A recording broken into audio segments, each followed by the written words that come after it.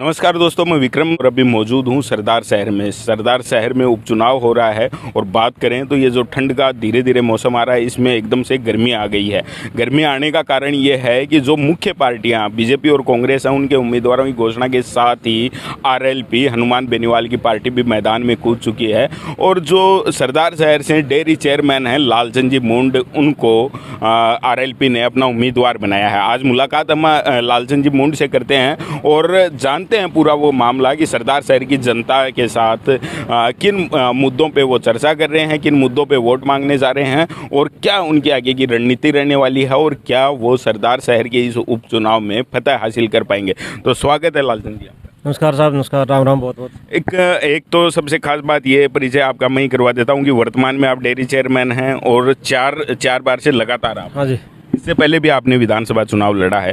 खास बात यह कि आरएलपी ने आपको उम्मीदवार बनाया है, उसके पीछे एक तथ्य ये भी है और चर्चा ये भी है कि सरदार शहर जाट बाहुल्य विधानसभा क्षेत्र है और उसमें अनदेखी जाटों की लगातार होती आ रही है, चाहे बीजेपी हो चाहे कांग्रेस हो। तो ये एक हनुमान बेनीवाल जी द्वारा एक जाट होने के नाते दांव खेला गया है या फिर काम को देख के टिकट? नहीं, जाट तो बिल्कुल है ही, लेकिन जाट के साथ साथ हम किसान कौम को, जो दोनों पार्टियाँ हैं बीजेपी और कांग्रेस, पिछले 35 साल से अनदेखी कर रही है। ये ऐसा नहीं है कि भंवरलाल शर्मा नेता है और हमारे किसानों में कोई नेता नहीं है और बीजेपी में अशोक पिंचा के अलावा कोई नेता नहीं है। बहुत से नेता है जो दोनों पार्टियों में भी पिछले 25 साल से कांग्रेस में काम कर रहा था और बीजेपी में बहुत से अपने समाज के नेता है, किसानों के मसीहा जो काम करते थे पार्टी में।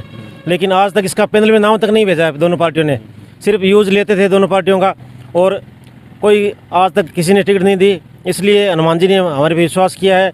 हम लोग सारे पीड़ित लोग थे, इसलिए हमने हनुमान जी से बात की है अब की बार हम हमेशा की तरह यही करेंगे। हमें पहले विश्वास था कि दोनों पार्टियाँ टिकट नहीं देगी हमें किसान के लिए, तो हमने पहले ही बात करी थी। हनुमान जी ने विश्वास किया और हमें टिकट दिया। अच्छा, अब बात करें कि जैसे आप पब्लिक से जुड़े हुए हैं, पिछले काफ़ी टाइम से आप राजनीति में हैं, कॉलेज के ज़माने से आप राजनीति में हैं।